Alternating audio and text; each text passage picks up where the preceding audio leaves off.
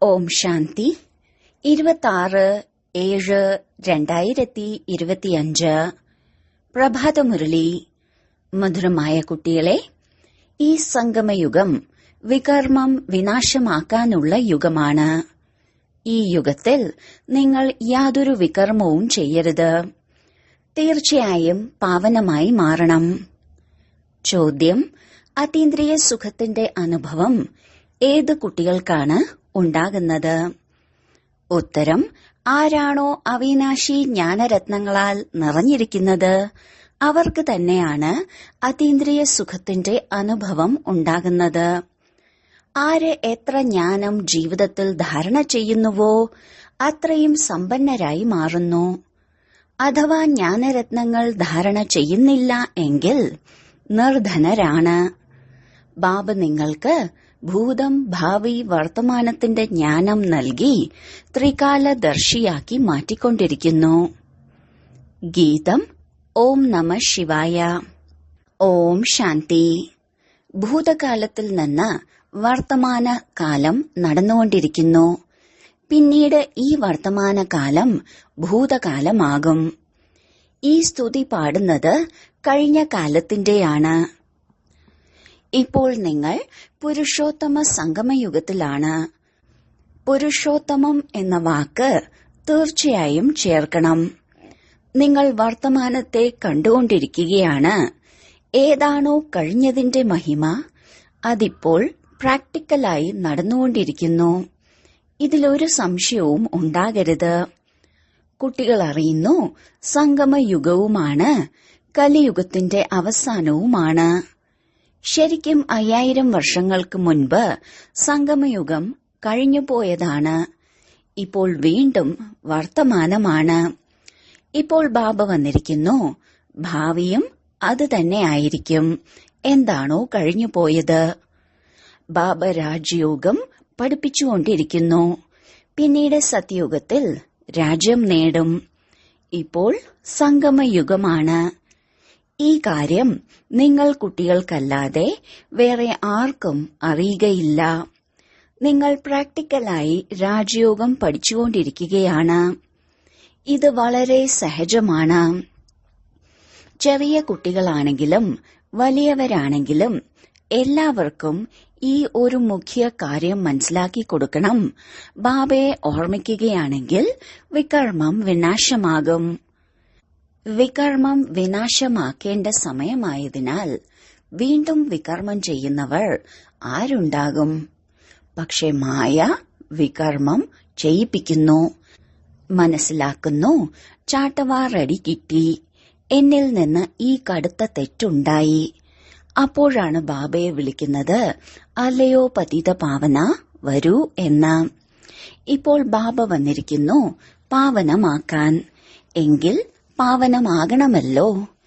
ഈശ്വരന്റേതായി മാറിയതിനു ശേഷം പതീതമാകരുത്. സത്യയുഗത്തിൽ എല്ലാവരും പവിത്രമായിരുന്നു. ഈ ഭാരതവും പാവനമായിരുന്നു. പാടുന്നുമുണ്ട് നിർവികാരി ലോകവും വികാരി ലോകവും. അവർ സമ്പൂർണ്ണ നിർവികാരിയാണ്. നമ്മൾ വികാരിയാണ്. എന്തുകൊണ്ടെന്നാൽ നമ്മൾ വികാരത്തിലേക്ക് പോകുന്നു. വികാരമെന്ന പേര് തന്നെ വിഷയവികാരങ്ങളുടേതാണ്.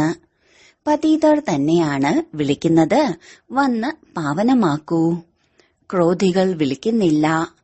ബാബയും ഡ്രാമ പ്ലാൻ അനുസരിച്ച് വരുന്നു. അല്പം പോലും വ്യത്യാസമുണ്ടാവുക സാധ്യമല്ല. എന്താണോ കഴിഞ്ഞുപോയത് അത് തന്നെ ഇപ്പോൾ നടന്നുകൊണ്ടിരിക്കുന്നു. ഭൂതം, ഭാവി, വർത്തമാനത്തെ അറിയുന്നവരെ തന്നെയാണ് ത്രികാലദർശി എന്ന് പറയുന്നത്. ഇത് ഓർമ്മ വെക്കേണ്ടതുണ്ട്. ഇത് വളരെ പരിശ്രമമുള്ള കാര്യമാണ്. ഇടയ്ക്കിടയ്ക്ക് മറന്നുപോകുന്നു. ഇല്ല എങ്കിൽ കുട്ടികൾക്ക് എത്ര അതീന്ദ്രിയ സുഖം ഉണ്ടായിരിക്കണം. നിങ്ങൾ ഇവിടെ അവിനാശി ജ്ഞാനരത്നങ്ങളാൽ വളരെ വളരെ സമ്പന്നമായി മാറിക്കൊണ്ടിരിക്കുന്നു. ആർക്ക് എത്ര ധാരണയുണ്ടോ അവർ വളരെ സമ്പന്നരായി മാറിക്കൊണ്ടിരിക്കുന്നു. പക്ഷെ പുതിയ ലോകത്തേക്ക് വേണ്ടിയാണ്. നിങ്ങൾക്കറിയാം, നമ്മൾ എന്തെല്ലാം ചെയ്യുന്നുണ്ടോ അതെല്ലാം ഭാവിയിലെ പുതിയ ലോകത്തേക്ക് വേണ്ടിയുള്ളതാണ്. ബാബ വന്നിരിക്കുന്നത് തന്നെ പുതിയ ലോകത്തിന്റെ സ്ഥാപന ചെയ്യുന്നതിന് വേണ്ടിയാണ്. പഴയ ലോകത്തിന്റെ വിനാശം ചെയ്യുന്നതിനാണ്. കൽപ്പം മുമ്പെന്ന പോലെ നടക്കും. നിങ്ങൾ കുട്ടികളും കാണും.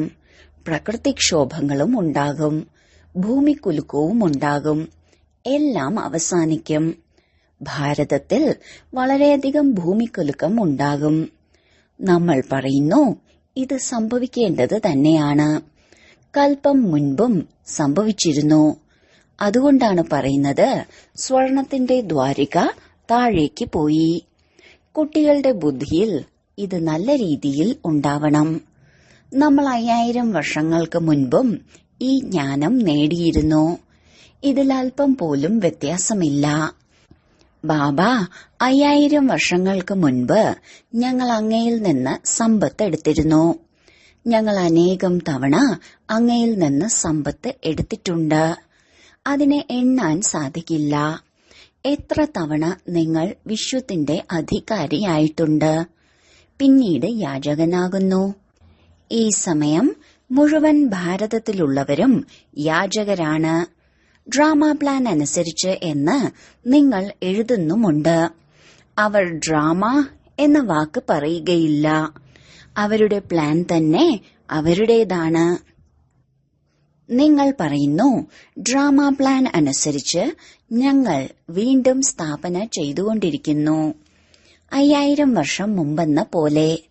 കൽപ്പം മുമ്പ് എന്ത് കർത്തവ്യമാണോ ചെയ്തിട്ടുള്ളത് അതിപ്പോഴും ശ്രീമതത്തിലൂടെ ചെയ്യുന്നു. ശ്രീമതത്തിലൂടെ തന്നെയാണ് ശക്തി എടുക്കുന്നത്.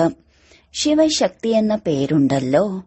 അതിനാൽ നിങ്ങൾ ശിവശക്തികൾ ദേവികളാണ്. നിങ്ങളുടെ ക്ഷേത്രത്തിലും പൂജയുണ്ടാകുന്നു. നിങ്ങൾ തന്നെയാണ് ദേവിമാർ. പിന്നീട് വിശ്വത്തിന്റെ രാജ്യഭാഗ്യം നേടുന്നവർ. ജഗദംബയെ നോക്കൂ, എത്ര പൂജയാണ് ഉണ്ടാവുന്നത്. അനേകം പേരുകളാണ് വെച്ചിട്ടുള്ളത്. പക്ഷെ ആൾ ഒന്നുതന്നെയാണ്. അച്ഛനും ഒരേ ഒരു ശിവനാണ് എന്നതുപോലെ. നിങ്ങളും വിശ്വത്തെ സ്വർഗമാക്കി മാറ്റുന്നവരാണ്. അതിനാൽ നിങ്ങളുടെ പൂജ ഉണ്ടാകുന്നു. അനേക ദേവിമാരുണ്ട്. ലക്ഷ്മിക്ക് വളരെയധികം പൂജ ചെയ്യുന്നു. ദീപാവലി ദിവസം മഹാലക്ഷ്മിയുടെ പൂജ ചെയ്യുന്നു. അവരാണ് മുഖ്യം. മഹാരാജ മഹാറാണിയെ ഒരുമിച്ച് മഹാലക്ഷ്മി എന്ന് പറയുന്നു. അതിൽ 2 പേരും വരുന്നു. നമ്മളും മഹാലക്ഷ്മിയുടെ പൂജ ചെയ്തിട്ടുണ്ടായിരുന്നു. ധനത്തിന്റെ അഭിവൃദ്ധി ഉണ്ടായാൽ മഹാലക്ഷ്മിയുടെ കൃപ ഉണ്ടായി എന്ന് മനസ്സിലാക്കും. അത്രയും മതി. എല്ലാ വർഷവും പൂജ ചെയ്യുന്നു. ശരി, അവരിൽ നിന്ന് ധനം യാചിക്കുന്നു. ദേവിയോട് എന്ത് യാചിക്കും? നിങ്ങൾ സംഗമയുഗി ദേവിമാർ സ്വർഗത്തിന്റെ വരദാനം നൽകുന്നവരാണ്. മനുഷ്യർക്കിത് അറിയാൻ കഴിയില്ല. ദേവിമാരിലൂടെ സ്വർഗത്തിന്റെ എല്ലാ കാമനകളും പൂർത്തിയാകുന്നുവെന്ന്. നിങ്ങൾ ദേവിമാരാണല്ലോ. മനുഷ്യർക്ക് ജ്ഞാനദാനം ചെയ്യുന്നു. അതിലൂടെ എല്ലാ കാമനകളും പൂർത്തീകരിക്കുന്നു. രോഗം മുതലായവ ഉണ്ടായാൽ ദേവിമാരോട് മാറ്റിത്തരൂ, രക്ഷിക്കൂ എന്നു പറയും. അനേക പ്രകാരത്തിലുള്ള ദേവിമാരുണ്ട്. നിങ്ങൾ സംഗമയുഗത്തിലെ ശിവശക്തി ദേവിമാരാണ്. നിങ്ങൾ തന്നെയാണ് സ്വർഗത്തിന്റെ വരദാനം നൽകുന്നത്. അച്ഛനും നൽകുന്നു, കുട്ടികളും നൽകുന്നു. മഹാലക്ഷ്മിയെ കാണിക്കുന്നുണ്ട്. നാരായണനെ ഗുപ്തമാക്കി മാറ്റുന്നു. ബാബ നിങ്ങൾ കുട്ടികളുടെ പ്രഭാവം വളരെയധികം വർദ്ധിപ്പിക്കുന്നു.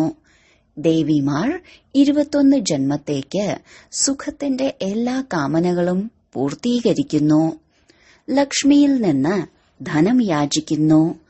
ധനത്തിനു വേണ്ടി തന്നെയാണ് മനുഷ്യർ നല്ല ജോലിയെല്ലാം ചെയ്യുന്നത്. നിങ്ങളെ ബാബ വന്ന് മുഴുവൻ വിശ്വത്തിന്റെയും അധികാരിയാക്കി മാറ്റുന്നു. അളവറ്റ ധനം നൽകുന്നു. ശ്രീ ലക്ഷ്മി നാരായണൻ വിശ്വത്തിന്റെ അധികാരിയായിരുന്നു. ഇപ്പോൾ പാപ്പരാണ്. നിങ്ങൾ കുട്ടികൾക്കറിയാം രാജ്യഭാഗ്യത്തിന് പിന്നീട് എങ്ങനെ പതുക്കെ പതുക്കെ ഇറങ്ങുന്ന കല ഉണ്ടാകുന്നു. പുനർജന്മം എടുത്തെടുത്ത് കല കുറഞ്ഞ് ഇപ്പോൾ എന്തവസ്ഥയായിരിക്കുന്നുവെന്ന് നോക്കൂ.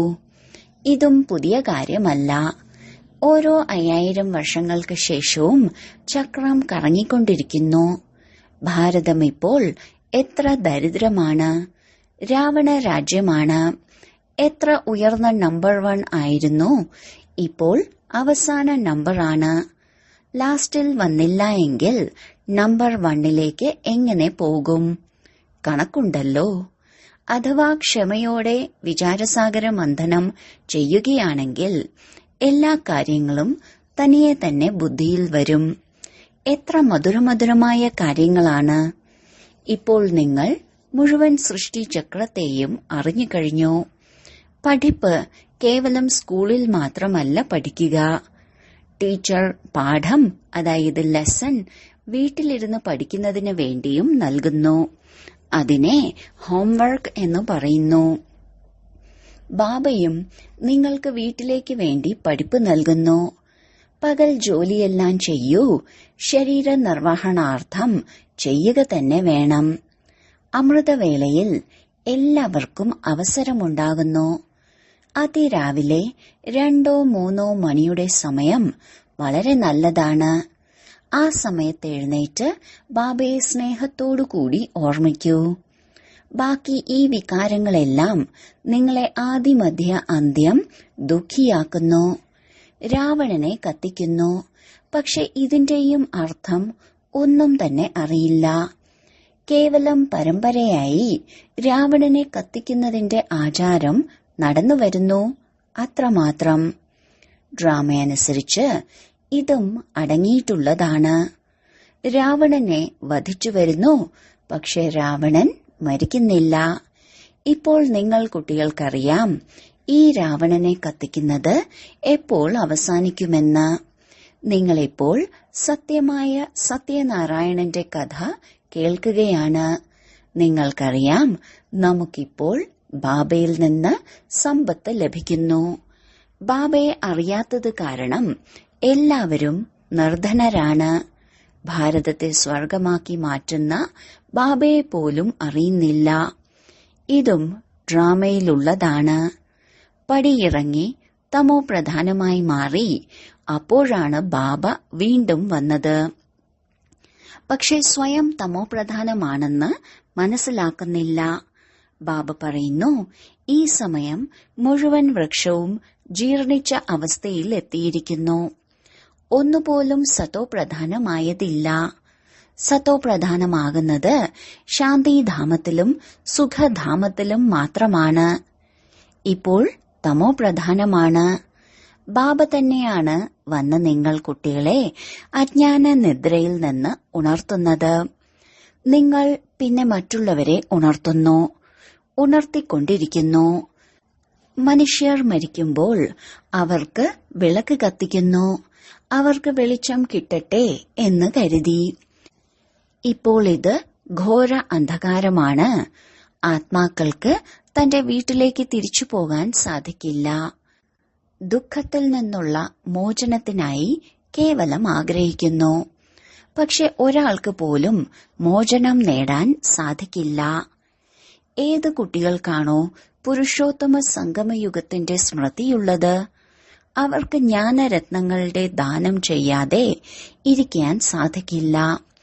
എങ്ങനെയാണോ മനുഷ്യർ പുരുഷോത്തമ മാസത്തിൽ ദാനപുണ്യം ചെയ്യുന്നത്, അതുപോലെ ഈ പുരുഷോത്തമ സംഗമയുഗത്തിൽ നിങ്ങളും ജ്ഞാനരത്നങ്ങളുടെ ദാനം നൽകണം. ഇതും മനസ്സിലായി സ്വയം പരമപിത പരമാത്മാവ് പഠിപ്പിച്ചുകൊണ്ടിരിക്കുകയാണ്. കൃഷ്ണന്റെ കാര്യമല്ല. കൃഷ്ണൻ സത്യയുഗത്തിലെ ആദ്യ രാജകുമാരനാണ്. പിന്നീട് കൃഷ്ണൻ പുനർജന്മം എടുക്കുന്നു. ബാബ ഭൂതം ഭാവി വർത്തമാനത്തിന്റെയും രഹസ്യം മനസ്സിലാക്കി തരുന്നു. നിങ്ങൾ ത്രികാലദർശിയായി മാറുന്നു. ബാബയ്ക്കല്ലാതെ വേറെ ആർക്കും ത്രികാലദർശിയാക്കി മാറ്റാൻ സാധിക്കില്ല. സൃഷ്ടിയുടെ ആദി മധ്യ അന്ത്യത്തിന്റെ ജ്ഞാനം ബാബയിൽ മാത്രമാണ് ഉള്ളത്. ബാബയെ തന്നെയാണ് ജ്ഞാനസാഗരൻ എന്ന് പറയുന്നത്. ഉയർന്നതിലും ഉയർന്ന ഭഗവാന് തന്നെയാണ് മഹിമയുള്ളത്. ബാബ തന്നെയാണ് രചയിതാവ്. ഹെവൻലി ഗോഡ് ഫാദർ എന്ന വാക്ക് വളരെ വ്യക്തമാണ്. ഹെവൻ, അതായത് സ്വർഗം സ്ഥാപിക്കുന്നയാൾ. ശിവജയന്തിയും ആഘോഷിക്കുന്നുണ്ട്. പക്ഷെ ശിവൻ എപ്പോൾ വന്നു, എന്തു ചെയ്തു, ഇതൊന്നും തന്നെ അറിയില്ല. ജയന്തിയുടെ അർത്ഥം തന്നെ അറിയുന്നില്ല. പിന്നെ ആഘോഷിച്ചിട്ട് എന്ത് ചെയ്യാനാണ്? ഇതും എല്ലാം ഡ്രാമയിലുള്ളതാണ്. ഈ സമയം തന്നെയാണ് നിങ്ങൾ കുട്ടികൾ ഡ്രാമയുടെ ആദിമധ്യ അന്ത്യത്തെ അറിയുന്നത്. പിന്നീട് എപ്പോഴുമല്ല. പിന്നീട് എപ്പോൾ ബാബ വരുന്നോ അപ്പോഴേ അറിയൂ. ഇപ്പോൾ നിങ്ങൾക്ക് സ്മൃതി വന്നിരിക്കുന്നു. ഈ 84ന്റെ ചക്രം എങ്ങനെയാണ് കറങ്ങുന്നത്. ഇപ്പോൾ നിങ്ങൾ അറിയുന്നു, നമ്മൾ ശ്രീമതത്തിലൂടെ ഭാരതത്തെ വീണ്ടും ശ്രേഷ്ഠമാക്കി മാറ്റിക്കൊണ്ടിരിക്കുന്നു. ശ്രീമതത്തിലൂടെ തന്നെയാണ് ശ്രേഷ്ഠമായി മാറുന്നത്. ശ്രീമതം സംഗമത്തിൽ മാത്രമാണ് ലഭിക്കുന്നത്. നിങ്ങൾ യഥാർത്ഥ രീതിയിൽ അറിയുന്നു നമ്മൾ ആരായിരുന്നു, പിന്നെ എങ്ങനെ ഇങ്ങനെയായി മാറുന്നു. ഇപ്പോൾ വീണ്ടും പുരുഷാർത്ഥം ചെയ്തുകൊണ്ടിരിക്കുന്നു. പുരുഷാർത്ഥം ചെയ്ത് ചെയ്ത് അഥവാ കുട്ടികൾ തോറ്റുപോവുകയാണെങ്കിൽ ബാബയ്ക്ക് വാർത്ത നൽകൂ. വീണ്ടും എഴുന്നേൽക്കുന്നതിനുള്ള മുന്നറിയിപ്പ് ബാബ നൽകും. ഒരിക്കലും തോറ്റുപോയി ഇരിക്കരുത്. വീണ്ടും എഴുന്നേൽക്കൂ, പരിഹാരം ചെയ്യൂ. സർജൻ ഇരിക്കുന്നുണ്ടല്ലോ. ബാബ മനസ്സിലാക്കി തരുന്നു, 5ാമത്തെ നിലയിൽ നിന്ന് വീഴുന്നതും 2ാമത്തെ നിലയിൽ നിന്ന് വീഴുന്നതും തമ്മിൽ വളരെയധികം വ്യത്യാസമുണ്ട്. കാമവികാരമാണ് 5ാമത്തെ നില. അതുകൊണ്ട് ബാബ പറയുന്നു, കാമം മഹാശത്രുവാണ്. അതാണ് നിങ്ങളെ പതീതമാക്കി മാറ്റിയത്. ഇപ്പോൾ പാവനമായി മാറൂ. പതീത പാവനനായ ബാബ തന്നെയാണ് വന്ന് പാവനമാക്കി മാറ്റുന്നത്. തീർച്ചയായും സംഗമത്തിലാണ് മാറ്റുക. കലിയുഗത്തിന്റെ അവസാനവും സതിയുഗത്തിന്റെ ആദിയുടെയും സംഗമമാണിത്. കുട്ടികൾക്കറിയാം, ബാബ ഇപ്പോൾ തൈകൾ നട്ടുകൊണ്ടിരിക്കുകയാണ്. പിന്നീട് വൃക്ഷം ഇവിടെ പൂർണ്ണ വളർച്ച പ്രാപിക്കും. ബ്രാഹ്മണരുടെ വൃക്ഷം വളരും. പിന്നീട് സൂര്യവംശി ചന്ദ്രവംശിയിൽ പോയി സുഖം അനുഭവിക്കും. എത്ര സഹജമായാണ് മനസ്സിലാക്കി തരുന്നത്. ശരി, മുരളി ലഭിക്കുന്നില്ല എങ്കിൽ ബാബയെ ഓർമ്മിക്കൂ. ഇത് ബുദ്ധിയിൽ പക്കായാക്കൂ. ശിവബാബ ബ്രഹ്മാവിന്റെ ശരീരത്തിലൂടെ നമ്മളോട് പറയുന്നു, എന്നെ ഓർമ്മിക്കൂ, എങ്കിൽ വിഷ്ണുവിന്റെ കുലത്തിലേക്ക് പോകും. മുഴുവൻ ആധാരവും പുരുഷാർത്ഥത്തിലാണ്. കൽപ്പകൽപ്പം എന്തു പുരുഷാർത്ഥമാണോ ചെയ്തത്, ഇപ്പോഴും അതേ നടക്കൂ. പകുതി കൽപ്പം ദേഹാഭിമാനിയായി, ഇപ്പോൾ ദേഹി അഭിമാനി ആകുന്നതിനുള്ള പുരുഷാർത്ഥം ചെയ്യൂ. ഇതിലാണ് പരിശ്രമം. പഠിപ്പ് സഹജമാണ്. മുഖ്യമായത് പാവനമാകുന്നതിന്റെ കാര്യമാണ്. ബാബയെ മറക്കുക, ഇത് ഏറ്റവും വലിയ തെറ്റാണ്. ദേഹാഭിമാനത്തിൽ വരുന്നതിലൂടെയാണ് മറക്കുന്നത്. ശരീര നിർവഹാർത്ഥം വേണമെങ്കിൽ 8 മണിക്കൂർ ജോലി മുതലായവ ചെയ്യൂ. ബാക്കി 8 മണിക്കൂർ ഓർമ്മയിലിരിക്കുന്നതിന് വേണ്ടി പുരുഷാർത്ഥം ചെയ്യണം. ആ അവസ്ഥ പെട്ടെന്നുണ്ടാവില്ല. അവസാനം എപ്പോൾ ഈ അവസ്ഥ ഉണ്ടാകുന്നുവോ അപ്പോൾ വിനാശമുണ്ടാകും. കർമാതീത അവസ്ഥ ആയി എങ്കിൽ പിന്നെ ഈ ശരീരം നിലനിൽക്കുക സാധ്യമല്ല, നശിച്ചു പോകും. എന്തുകൊണ്ടെന്നാൽ ആത്മാവ് പവിത്രമായല്ലോ. എപ്പോൾ നമ്പർ വൈസ് കർമാതീത അവസ്ഥ ഉണ്ടാകുന്നുവോ അപ്പോൾ യുദ്ധം ആരംഭിക്കും. അതുവരെ റിഹേഴ്സൽ ഉണ്ടായിക്കൊണ്ടിരിക്കും.